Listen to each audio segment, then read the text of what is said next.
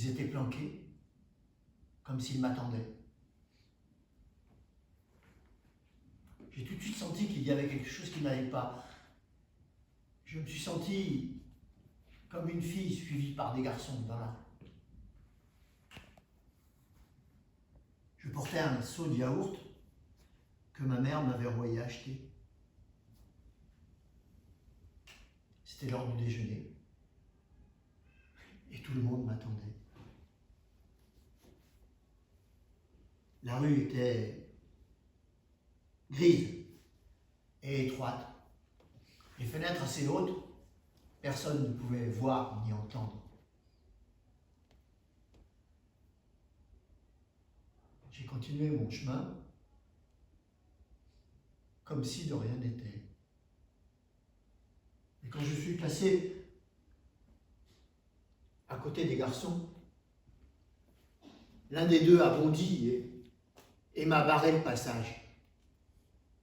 Il m'a dit « Ne passe plus jamais par ici, espèce de tapette !» Moi, j'ai répondu en toute innocence « Mais ma maison est par là et il n'y a pas d'autre chemin. » Il a dit « Ce n'est pas mon problème. »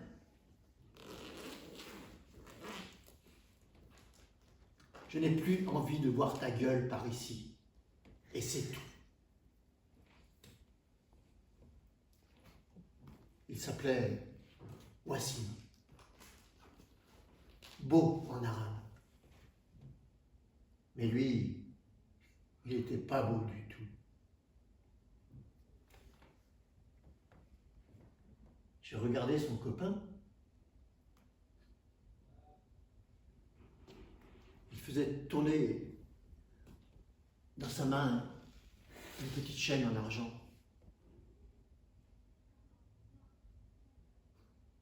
J'étais fasciné par les cercles que faisait cette chaîne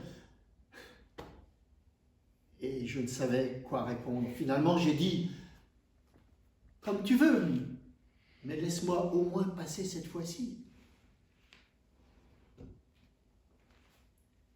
Il m'a dit « Tu n'as pas l'air de comprendre. Je viens de te dire qu'on ne voulait plus te voir dans ce quartier. » J'ai dit « Mais comment je vais faire pour rentrer chez moi ?» Il m'a dit « C'est simple. Tu passes derrière la maison de l'imam, ensuite la maison des guitares, et là tu arrives derrière chez toi. Tu habites bien la même maison que Yasmina. » J'ai dit « Oui. Yasmina est ma cousine. » Alors, tu rentres par derrière et tu oublies ce chemin.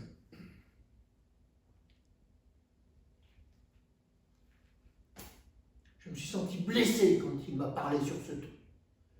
Pour qui il se prend, ce vaurien? Qu'il aille en enfer.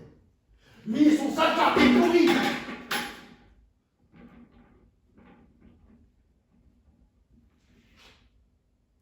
J'ai regardé son copain. Voici moi aussi. J'en ai profité. Et je me suis mis à courir très vite dans cette rue en entonnoir à l'odeur âcre et piquante. J'avais l'impression